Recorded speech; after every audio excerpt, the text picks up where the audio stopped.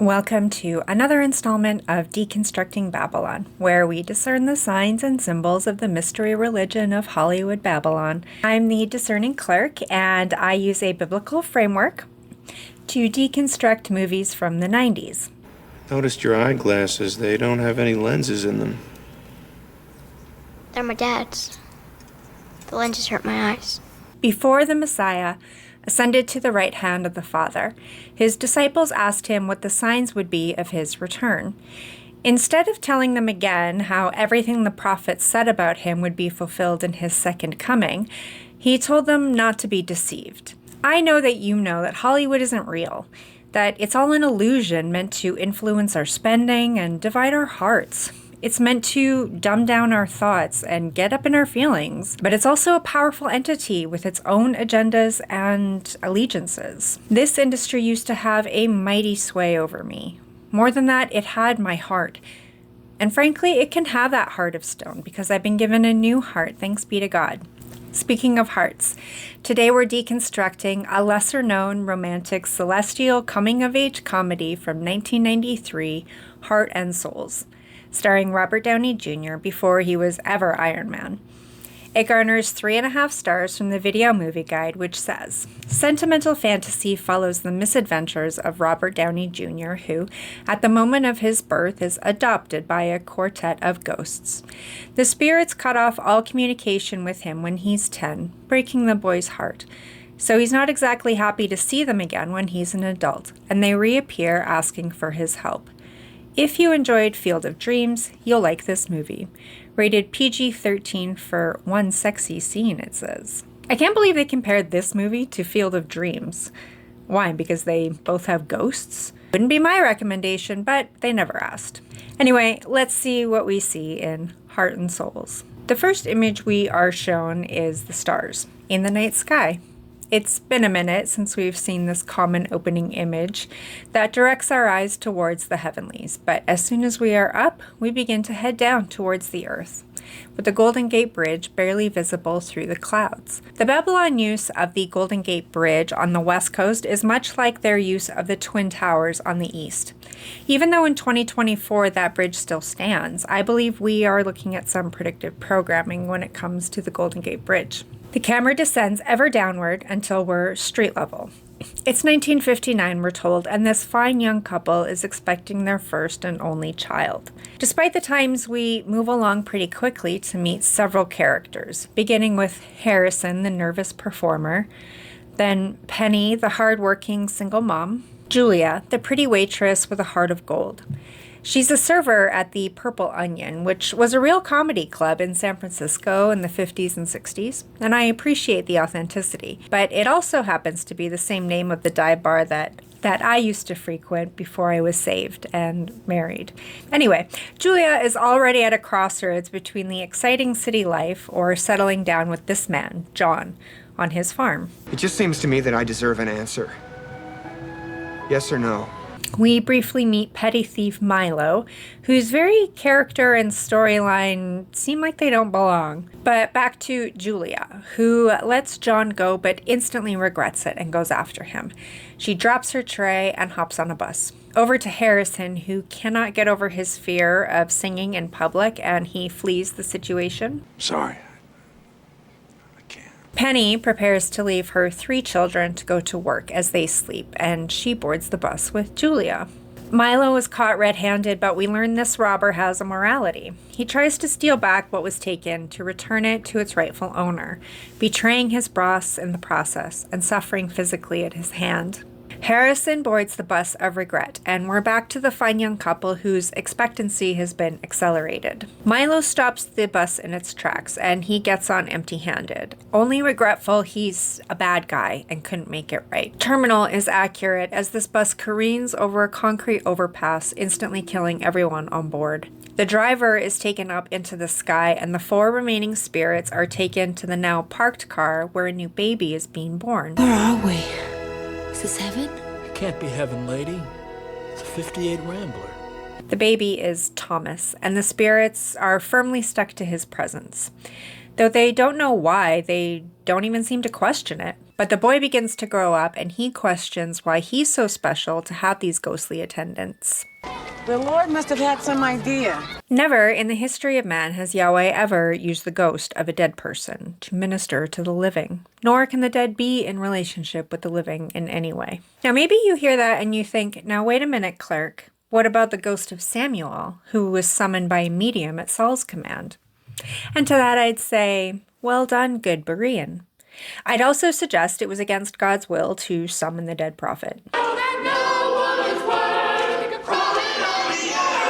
No woman's worth crawling on the earth? Now, listen, I know it's a song lyric and has no bearing on this film, but this song shows up again and again throughout, and this lyric especially is giving serpent in the garden. Thomas causes a lot of trouble, not just because of his questionable behavior at school, but his obedience to these celestial mischief makers causes more trouble at home. We are not putting our son in some mental hospital. These spirits don't make Thomas special. They make him troubled. The Video Movie Guide said this boy is 10 years old when he's ghosted by the ghost. I don't really buy 10 years old from this child actor, but we've already suspended so much belief, so let's go with it. The spirits begrudgingly agree to disappear on this young boy without another word. That's gonna be hell.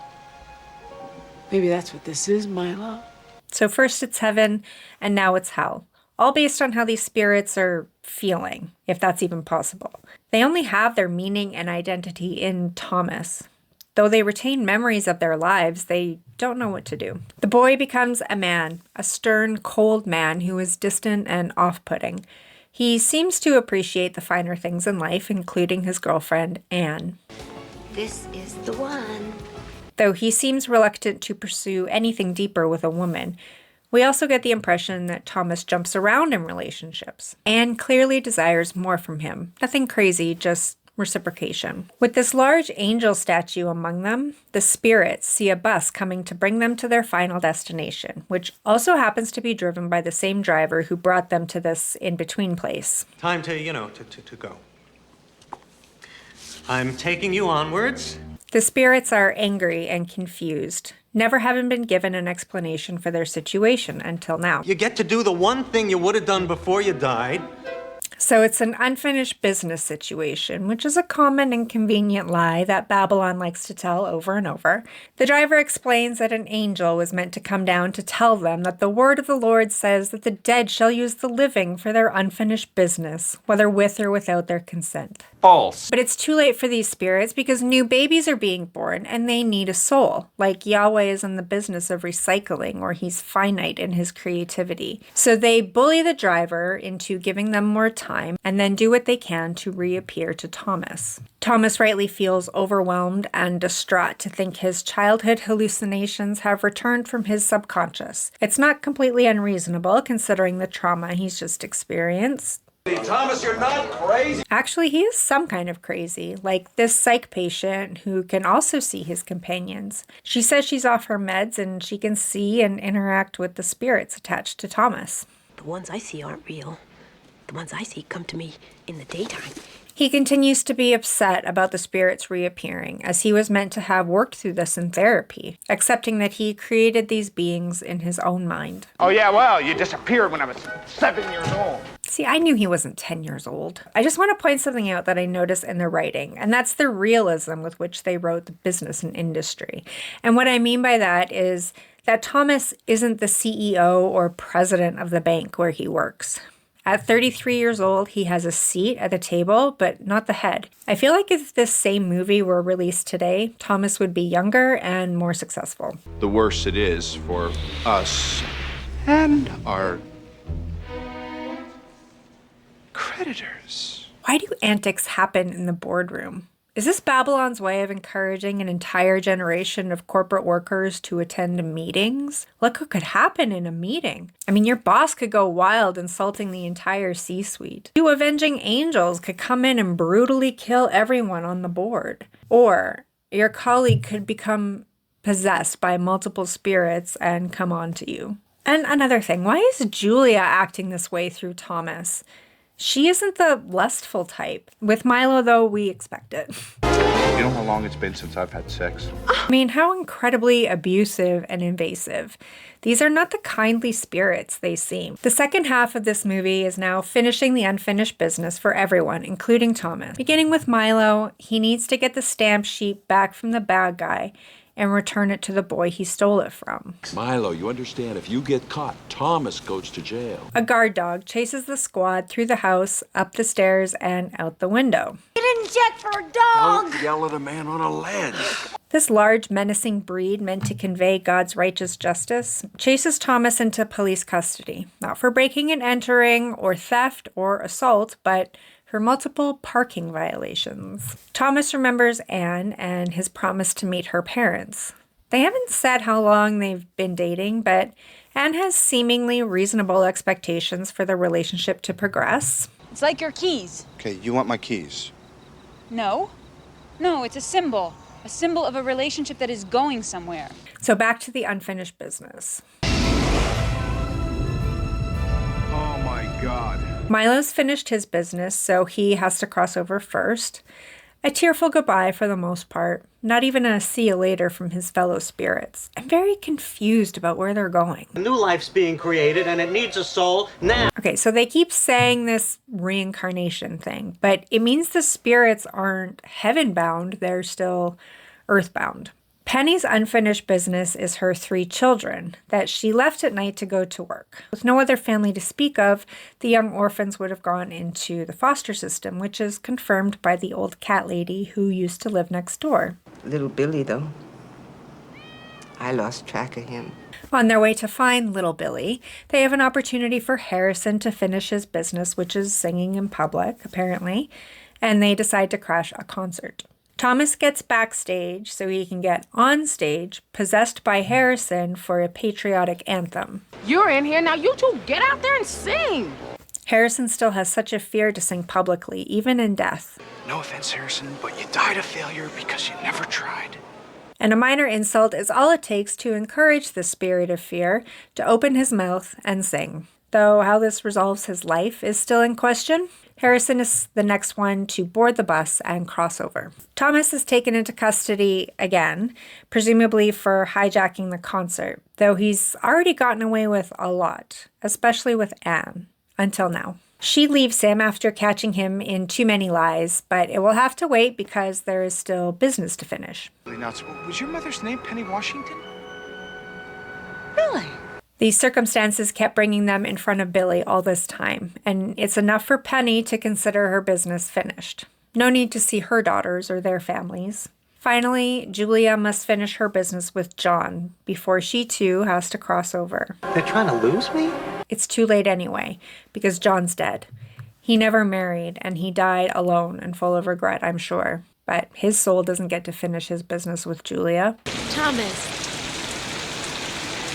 It's you. Her unfinished business isn't John at all. It's love. Thomas needs to tell Anne how he really feels and live the life Julia never got to live. I like that. It has unity.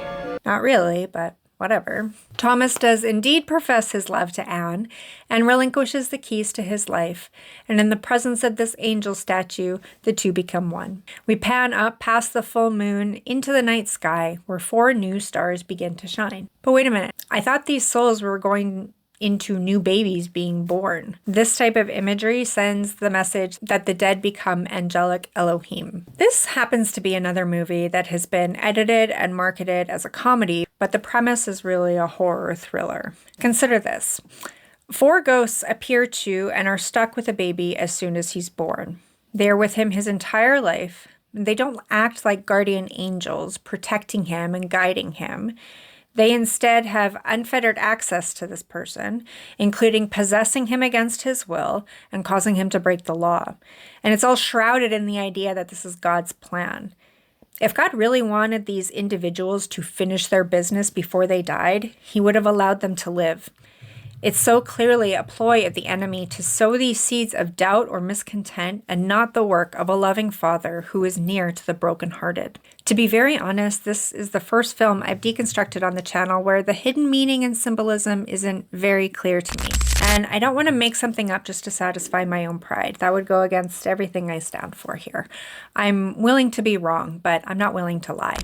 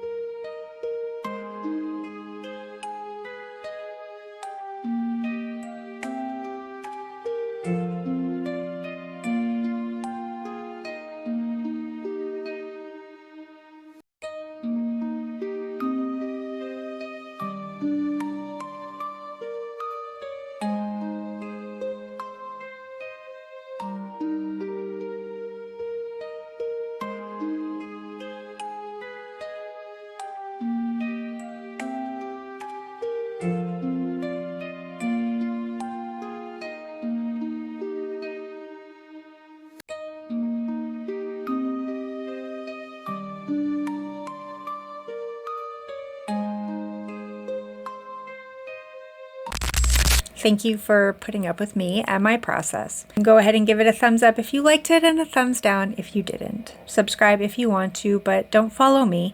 Follow the one who saves you. And until next time, keep looking up.